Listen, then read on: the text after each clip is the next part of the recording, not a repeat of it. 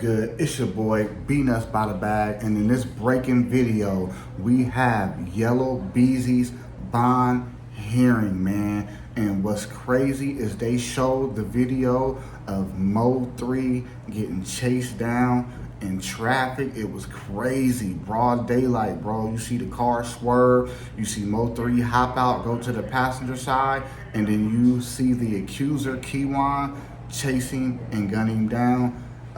Viewer discretion is advised. It doesn't show any type of murder or anything like that for YouTube purposes, but will Yella Beezy get bond? We shall see. Like the video, subscribe, and we're gonna get right into it. State's witness will testify to the amount of money that was to be paid for the murder. A state's witness will testify to the individuals responsible for the payment. That state's witness will also testify that Markies Conway was one of the individuals responsible for a portion of that payment. A state's witness will also testify to the individual who would receive this payment. The state's witness will testify that Kewon White was, in fact, the individual to receive this payment, who was originally indicted in State's Exhibit number 1, the probable cause, which is before this court. The state's witness would also testify that Kewon White, or to who shot and killed Melvin Nobles. This witness would also testify to Kewon White being the individual who shot and killed Mr. Noble on November 11th of 2020. Again, this conversation took place in the days following Mr. Noble's murder. The state has also had an opportunity to review bank records of the defendant, Markies Conway. These records would show that the defendant drew $40,000 in the days following the murder of Melvin Noble. And for the record, that was a cash withdrawal. These records would correspond to the exact amount which the state's witness would testify to. In reviewing these records, the state also became aware and believed that they would show that the defendant had anywhere between $800 and $900, but more specifically, $870,000 between a checking account and a savings account with one particular bank. $370 of which was in a checking account, a little over $500,000 which was in a savings account.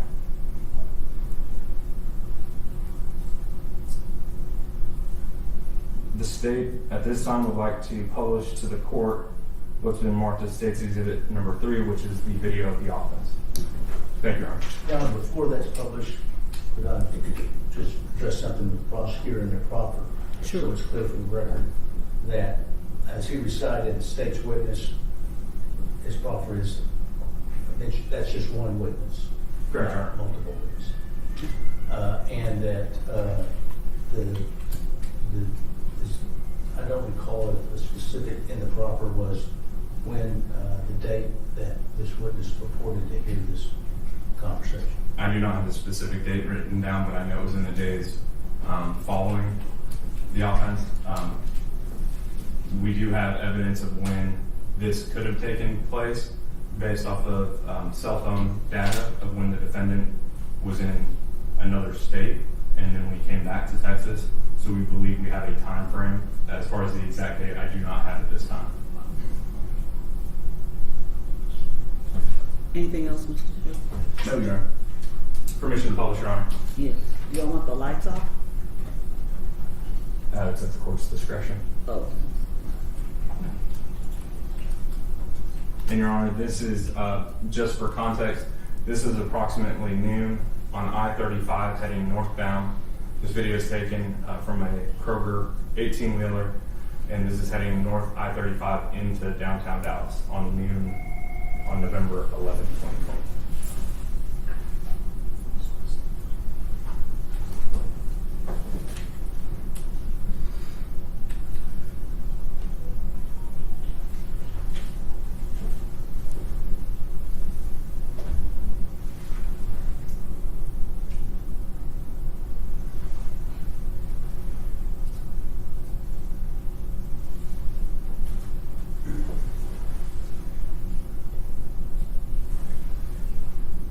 Now, Your Honor, if I could draw the court's attention, if you look on I've stopped this video at 19 seconds.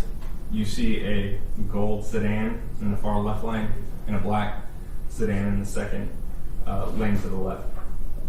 The gold sedan will be the vehicle carrying the victim, and the black sedan is the vehicle driven by Kewon White, who is then the shooter, based off of the evidence we have. Okay.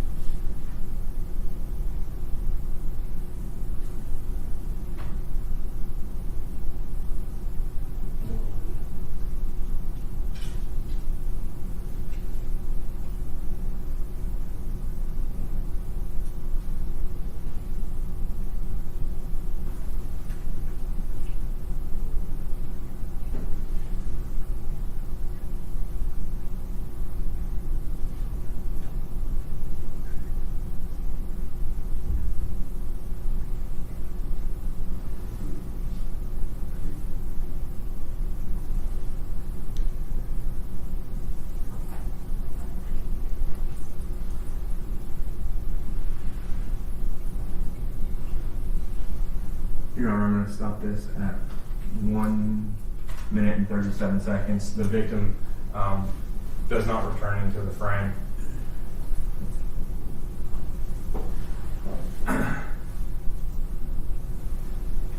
The only other things that the state would like to proffer as far as this bond hearing, since the court does not have a probable cause affidavit, of course, since it's a grand jury referral,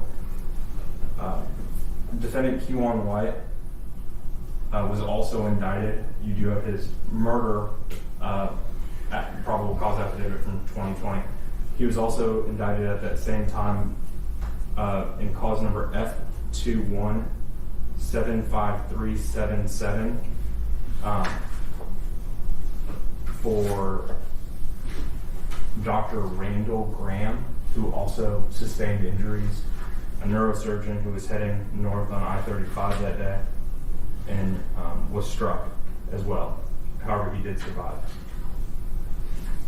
And finally, Your Honor, the last thing that I would proffer at this time would be that there were a total of 44 fired cartridge casings, all from the same style of firearm as far as the caliber, that were recovered on the freeway on November 11, 2020.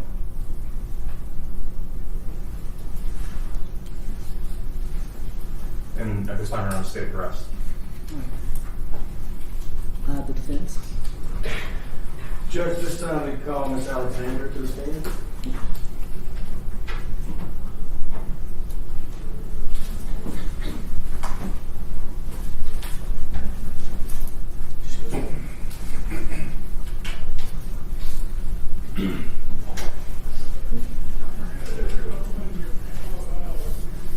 And raise your right hand, please. Do you swear or affirm that in all matters before the court you will tell the truth, the whole truth, and nothing but the truth? So help you God. I do. You may be seated. speak, Your Honor? Yes.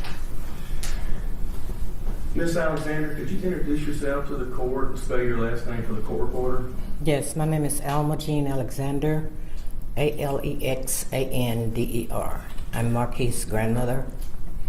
Miss Alexander, are you currently employed? No, I retired from Dallas County in 2014. Now, when you tell the judge you retired from Dallas County in 2014, what was your occupation? Deputy clerk. And just for the record, a deputy clerk, what does a deputy clerk do? Process paperwork from the attorneys for the judge. Basically handle the paperwork for the courts. And this is a building that you were employed, is that correct? Yes, it is. And back in the clerk's room, where in the old days we had a lot of paperwork, lawyers would take the file, take it back to the clerk. You would handle the file stamps and put all the papers into the file. And type up the judgments. Type up the judgments. Can we back up a little bit? Just tell the judge a little bit about where were you born and when did you move to Dallas County? I was born in Washington, Arkansas. I moved to Dallas County when I was 11, so I've been here like 63 years. And being Markies' grandmother, could you explain the dynamics of your family as far as where are they located and how many grandchildren do you have and where does Markies fall in the family relationship? Okay, Markies was my first grandson, first grandchild. I have 11 grandchildren and 8 great-grands. Of course, Markies being the first grandchild, we were always close because you're excited with your first grandchild, so you try to do everything you can and instill in them good values.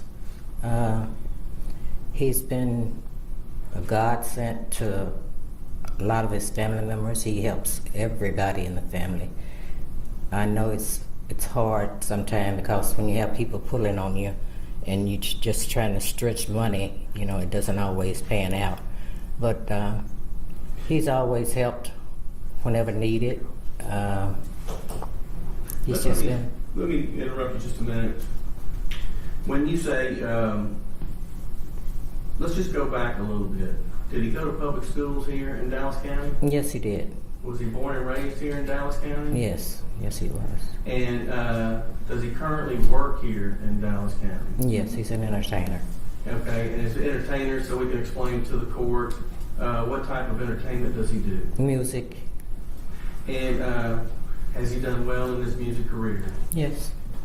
And in the music career, you have a persona, is that correct? Yes. Okay. And it's a persona out there for your career is different with the family fold, is that right? Right.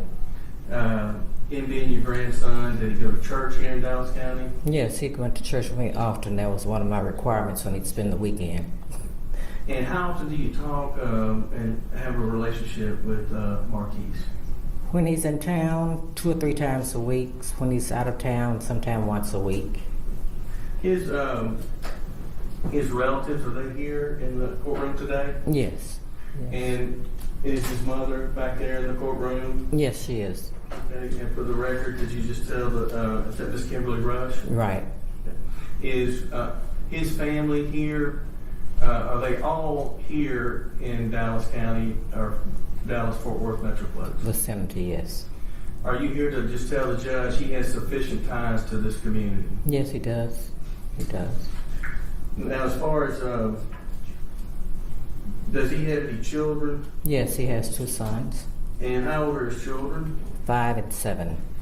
Is he, have you observed him being involved in his children's life? Yeah, we go to football games for the little ones all the time. He's always got them in sports. Okay, so he's out there in the community coaching up his sons and other kids that play on the football team? Yeah, I call him the Joe Jackson of the sports.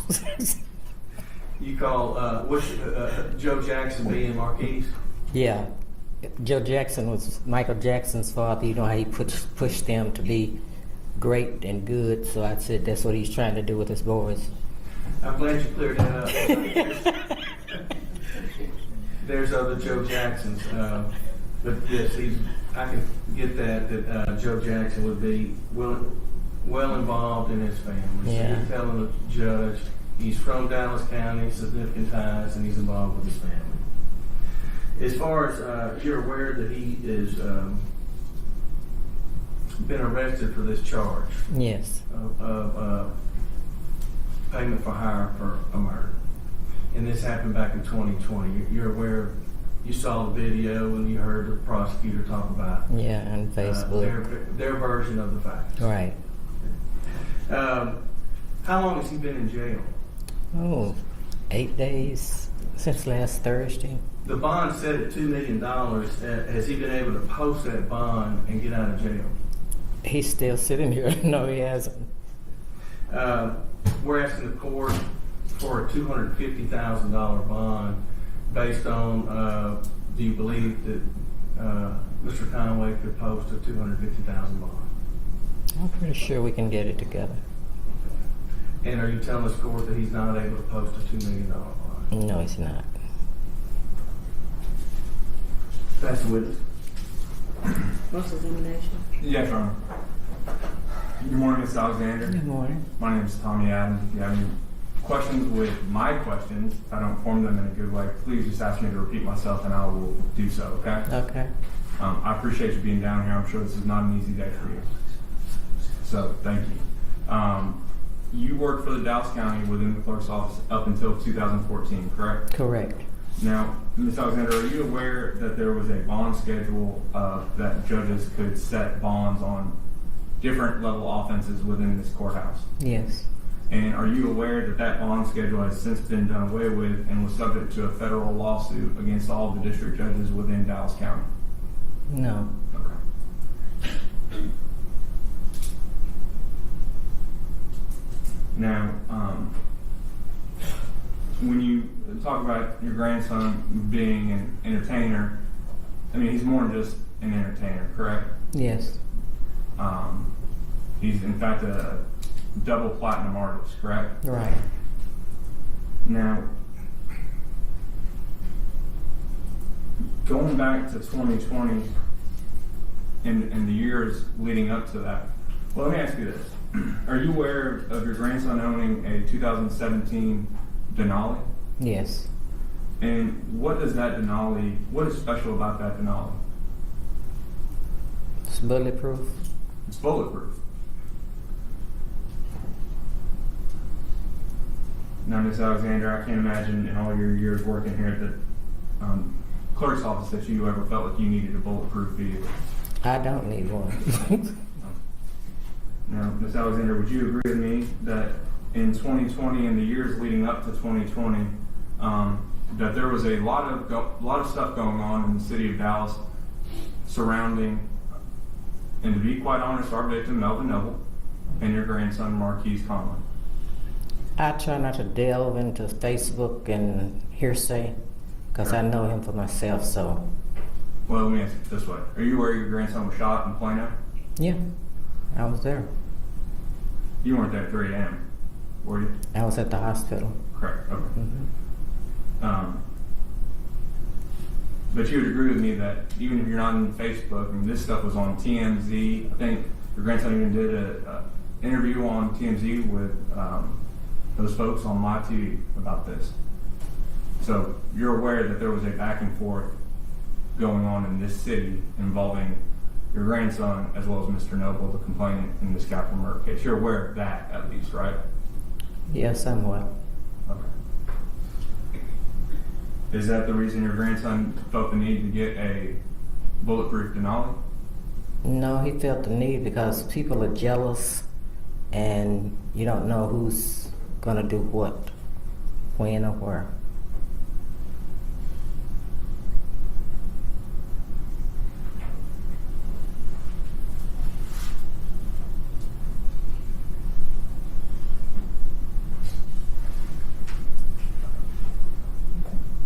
Now, are you aware of whether or not he had to, if a Denali comes that way off the lot, or if you have to actually pay money to get something like that done?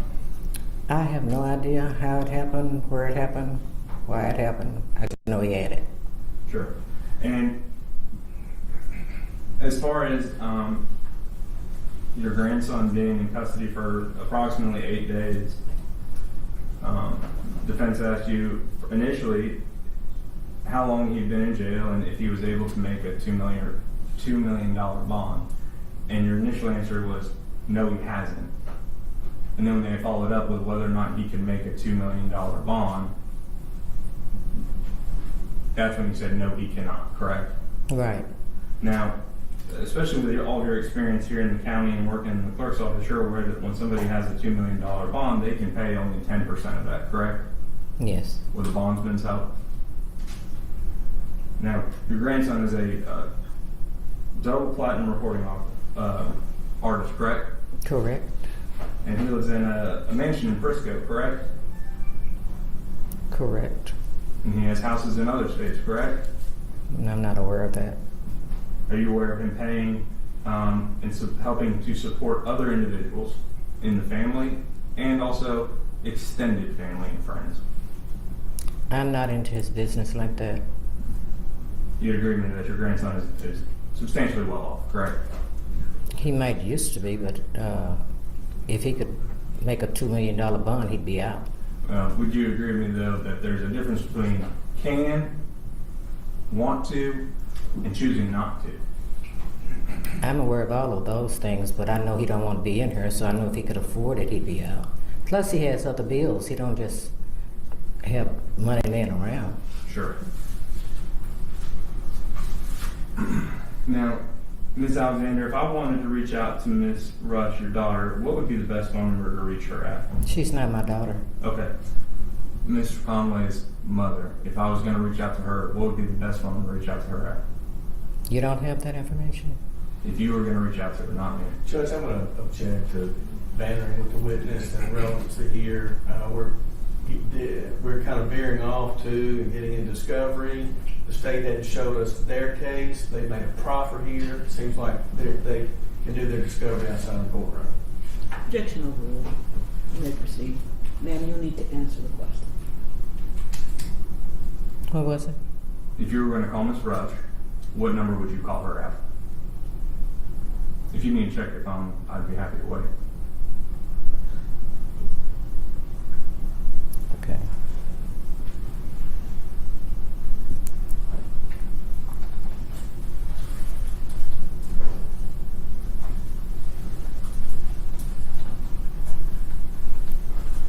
Thank you.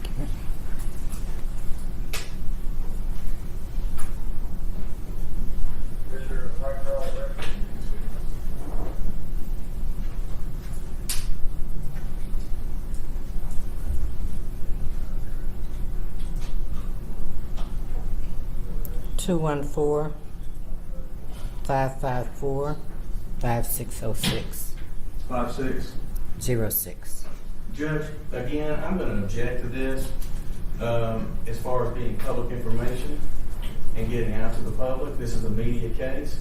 This is an improper question. I know the judge has overruled me on this, but there is a fear of this getting out. Well, it's out there now. I would ask the court to seal the number. The prosecutor had it.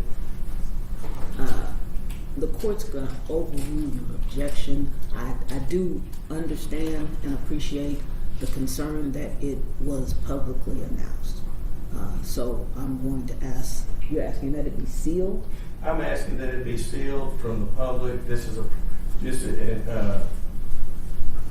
and the court has heard it, considered it for this bond hearing, and that this not be published outside of the courtroom. The media sitting outside of the courtroom. And I think there's a legitimate fear base here, just like the state has their concerns. So that was my objection. The court will grant that objection. Suspend that objection. You can use it for your purposes only. It cannot be published to anyone else. Okay, sure. And Your Honor, the reason I'm asking, I'm going to have another question too, is that in State's Exhibit number 6, which is the confidential affidavit of financial conditions, in which the defendant is asked to provide an emergency contact number, the only emergency contact person he lists is himself.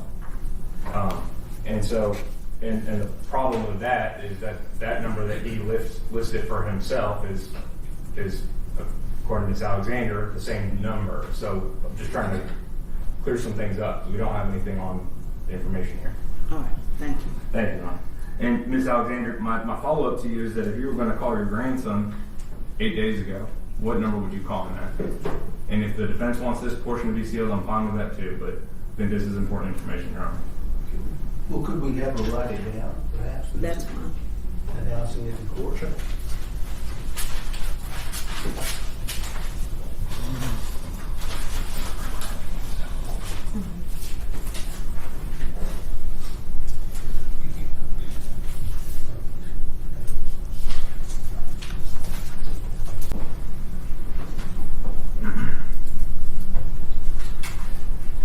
Now, Ms. Alexander, you testified that your grandson has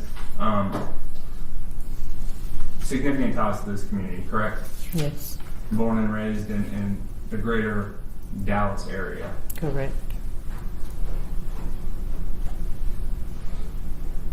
As far as how much time he spends in the city of Dallas, or more or less Dallas County and the surrounding areas at this point, do you know approximately how much time he spends in the greater Dallas area per month? I'd say 3/4 of the time. 3/4 of the time.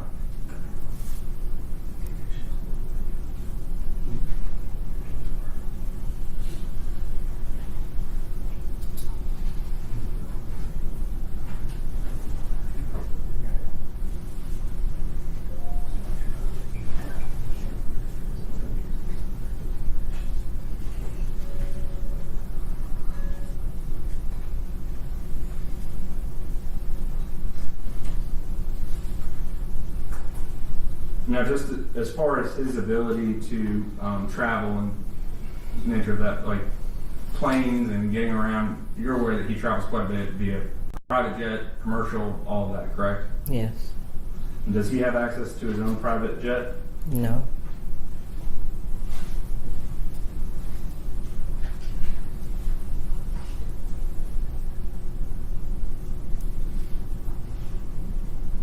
Do you know approximately how often he does fly private? No, I don't. But when he does that, he would be having to pay for those bills as well, correct? Correct. Do you agree with me that flying private is not the cheapest thing in the world to do? Yes.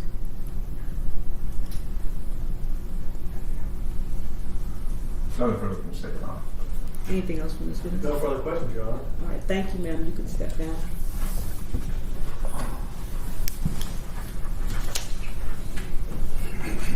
You have another witness? Judge, I was going to make the proffer we discussed back in Chambers. May I make a proffer, Your Honor? Yes. Judge, a lot of us have been down here at this courthouse for 30 years. I'm not going to go over the law. I know you understand the bail bond and how we have it in law. I just wanted to point out in some of these cases where there's high profile, in the state versus Michael Lucky, that was a capital murder case. That was in Criminal District Court number 7, the court that we're in. That was a high profile case. That case involved an NBA player that was initially set by the magistrate in the jail with a probable cause affidavit, where they had knowledge of the facts from what the police said. And that bond was originally set at $500,000. It was later reduced by the court to $100,000 with conditions. Co-defendant in that case, Larry Jenkins, cause number F2076397. This is the same set of facts case where the magistrate with a probable cause affidavit set it for $750,000. Another case in the state of Texas versus Antoine Franklin, capital murder case 522-76141. This involved a famous football player out of Oklahoma. That case was set by the magistrate for $500,000. Again, probable cause affidavit. He was later reduced by the court to $200,000. Judge, in dealing with the bond schedule, you have bond conditions here that require electronic monitor. They have several conditions of probation, check-in, and curfews. we're proffering to the court here that the court has set bonds down here in Dallas County where the typical murders range between $150,000 and $200,000, and a capital murder can range, in these cases, in between $500,000 and $750,000, where the magistrate set them. The thing in this case that we're proffering, the magistrate had no probable cause affidavit. They had no facts. And in this case, we're asking the bond to be reduced in these facts. We'll argue here, but I just want to proffer those three cases. All right. Anything else? We're closing and we'd just like to argue. Okay. State. Your Honor, I would just, if I could, just briefly, I would also like to proffer just two cases since defense has brought up some cases that have come here from Dallas County. The first one I would like to bring up is F2475475. Defendant's name is Chaz Booth out of the 194th Judicial District Court. He's currently sitting in jail on a capital murder charge for $2 million. That defendant is not a celebrity, a basketball player, a football player, a musician, an artist, or anything like that. I'm sorry, what's the bond on that one? $2 million. Oh, $2 million. He is a 20-year-old who is charged with capital murder. Additionally, we have Jordan Owens, who was recently sentenced, F237724-3, also a capital murder, and his bond was set at $1.5 million, and I believe that was in the 282nd Judicial District Court. And that's, as far as cases, I'm not going to keep going with. I'm not going to go back and forth, so that's all we have as far as rebuttal. Your arguments? We'll waive and reserve the right for rebuttal. All right. Judge, I'll begin and then Mr. Cusco can finish up. Your Honor, as you know, under 1715, the court considers certain facts in the bond reduction hearing and determining whether to reduce the bond. Here in this hearing, the court has before you then introduced two arrest affidavits. There is not the arrest affidavit of our client, that does not exist, but you do and have reviewed the arrest affidavits of Kewon White and Mr. Brown. Those arrest affidavits were taken on Kewon White was December 8, 2020, Devin Brown, March 18th of 2021. The offense itself is approximately 4 years and 4 months ago when it occurred. You carefully reviewed those affidavits and set out how the offense, and you saw the video. Nowhere in those affidavits is there any mention of our client, any mention of his role, any mention of connection to this case in either one of those affidavits that you have before you that you can consider. As far as the proffer given by the state, they choose what they can proffer. They said they have one person who overheard a conversation after the incident that happened on the highway in which he heard money being discussed and our client present at that during that conversation about paying money. You received no information in the proffer as to the credibility of that witness, if they have a bias or a motive for coming forward now at this time, 4 years, 4 months later, with this information. You only have you don't even have a proffer that this was a confidential informant, which you know requires some type of vetting, just that it's a person who said they were present during this one conversation. And that's the only evidence that you have before you this hearing that connects into this offense. The state also proffered a bank record that said there was after the incident in November of 2020, there was a withdrawal of $40,000 cash. No proffer was made as to if that money there was traced anywhere to the other defendants charged in this offense. You've received no information of a text message, any message on social media platform that our client paid for this murder, any type of remuneration, no recording of any sort, just this person who came forward and said he overheard this conversation. As far as the bank records go, The only thing in evidence before the court are records that were back in 2020 when they quoted two different accounts which accounted for $800,000. You've heard no evidence as to his current financial bank records and what is in there. You only have before you testimony of the defendant's grandmother who told you he cannot make the bond, has not been able to make the bond, he cannot make the $2 million bonds. I'll let Mr. Beezy finish with the other parts of the argument. Judge, thank you. I'm not going to go back over what Mr. Shook said. What the court has before you is a case that's been investigated for 5 years, and my client, Conway, is a citizen of this community that has no flight issues. He has not left this community. He stays in this community.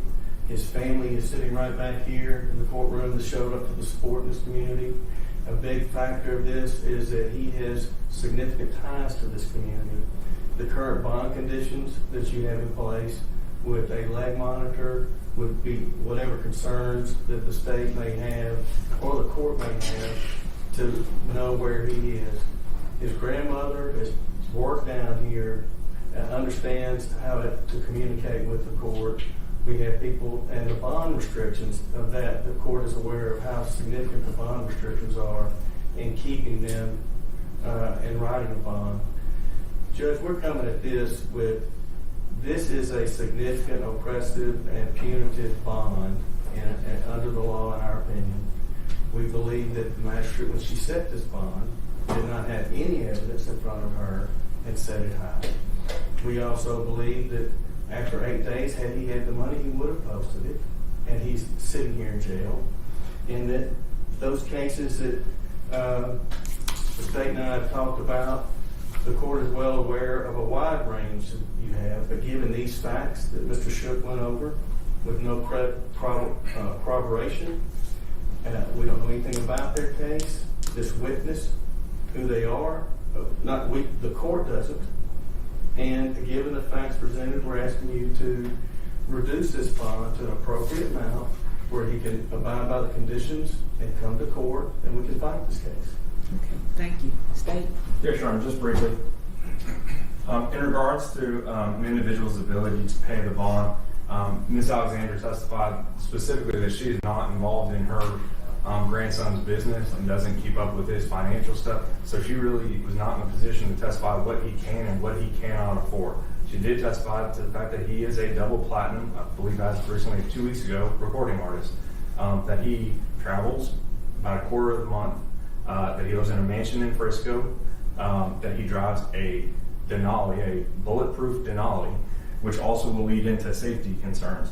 So the only thing that the court has as far as ability to pay or not to do it, or not having an ability to pay this bond, is the bank records which I proffered to the court, as well as his own grandmother saying that he's a successful artist living in a mansion up in Frisco that flies on private jets and travels. The important thing about the Denali is not just the fact of the cost and all that, but it's the fact that when we're talking about safety concerns for the community, and one of the factors that the court should take into consideration is if this individual were to get out, is there a viable safety concern? The fact that the defendant has a bulletproof vehicle and drove one at the time and was arrested in it 8 days ago, that should tell you all you need to know. And that's not just based off of pure jealousy. Your Honor has been doing this long enough to know that is based off of something much greater than just pure jealousy. As far as safety circumstances for the community, this is, as defense has stated, a very high-profile case, and this defendant is very well known, not only locally, not only in the state, but nationally and internationally. The fact that this individual has the means and the resources and the reach to get to witnesses is a true concern that the court should also take into consideration, and that this was part of a bigger thing that was going on in 2016, 17, 18, 19, 20, culminating in the death of Melvin Nobles. The circumstances surrounding are not only the offense in itself, but the circumstances building up to Mr. Nobles' death. And Your Honor, I didn't want to go back and forth with the defense on proffering cases of bonds and $2 million and $3 million bonds. But the truth is, this is a capital murder for remuneration. And the defendant is charged with paying other individuals to take another human life. And he has the financial means and the reach to do it. In fact, I think it's important that there was another victim. This was at noon on I-35 leading into downtown Dallas. 44 fired cartridge casings. Who knows how many others were knocked away by the cars that kept driving by. Melvin Nobles was hunted down on November 11th in 2020, a beloved son of Dallas.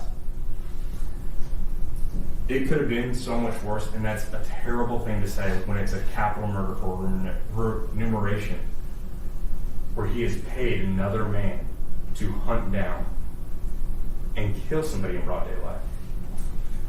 Your Honor, based off of all the testimony and the facts that have been presented in this court, we'd ask that you leave the bond where it is at, currently at $2 million. All right, let me have the exhibits, and then if you all will give me about 10 minutes.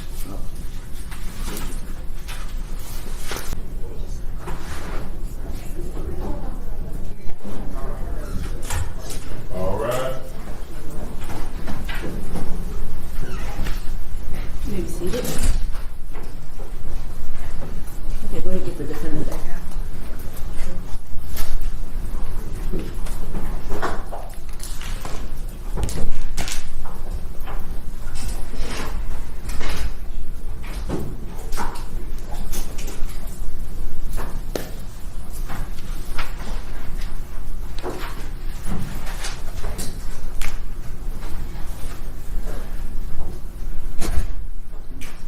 Okay, the court is ready? Yes, Judge. All right, the court's ready to make my ruling. The court is going to reduce the bond to $750,000. The court took into consideration, certainly, the biggest consideration was the offense, the severity of this particular offense. It's pretty egregious to watch that video. But the court also took into consideration the evidence or lack of evidence that the state presented. That was a factor also. Another concern I had was the financial statement that the defendant was to put on file. He didn't seem to take that very seriously at all. And that causes me concern about whether or not he's taking seriously the allegations against him.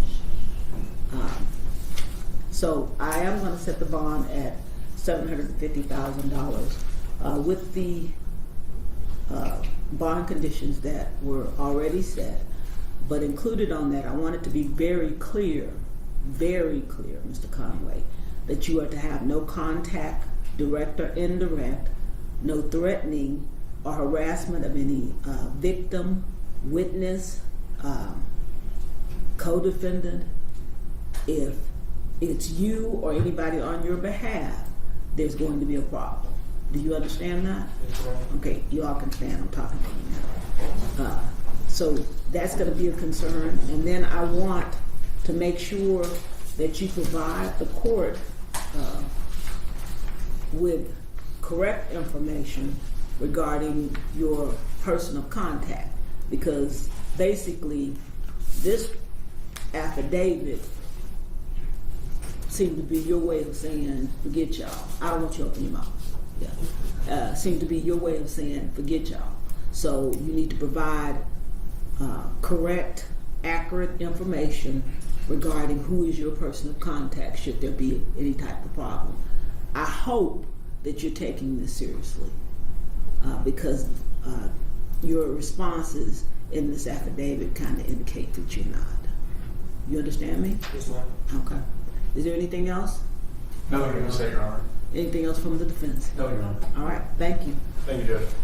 And there you have it, bro. His bond was reduced from $2 million to $750,000. Now, to some people, they might say, "Oh, that's not a big difference." That's a big difference because you only got to pay 10% of the $750,000, which means he'll be released. You get what I'm saying? And one reason why the judge said she lowered it is because the lack of evidence from the state. They don't have no evidence against him. This whole thing took place 3-4 years ago. You get what I'm saying? They only got one witness, one person saying that they overheard a phone call, or a conversation with Yella Beezy discussing something about money. He's an entertainer. He withdraws money from his account all the time. There's no trace of it. See, it'd have been a difference if he would have allegedly cash apped Kewon the money, or did a wire transfer, something like that, But not saying he did it or he didn't do it, but if he did and he decided to give cash, that was smart because it leaves no paper trail. You get what I'm saying? But it's not like they caught the guy with the $40,000 cash, or there's text messages or anything like that. So, he will be coming home, man. But, the court's concern is his safety too. You know what I'm saying? And as far as the prosecutor talking about the bulletproof Denali, bro, pop singers got bulletproof cars, country singers got bulletproof cars, UFC fighters got bulletproof cars. It's not just rappers or entertainers. This should be a wake-up call, young brothers. It's time for us to come together, man. I get it. It's a bag being generated from this hip-hop music. But look at the end of the day what's happening. We are losing rappers. We're losing smart, talented brothers. And guess what? All that money that y'all make is going right back to the courts. So even if he does beat it, trust me, this is going to drain his bank account. We are going to keep following up. This is Beating Us by the Bag. Music, biz, viz. Click the like button, share button, and leave your comments, man. Do y'all think that he deserved to have his bail lowered, or should the judge kept it at the $2 million? Leave your comments.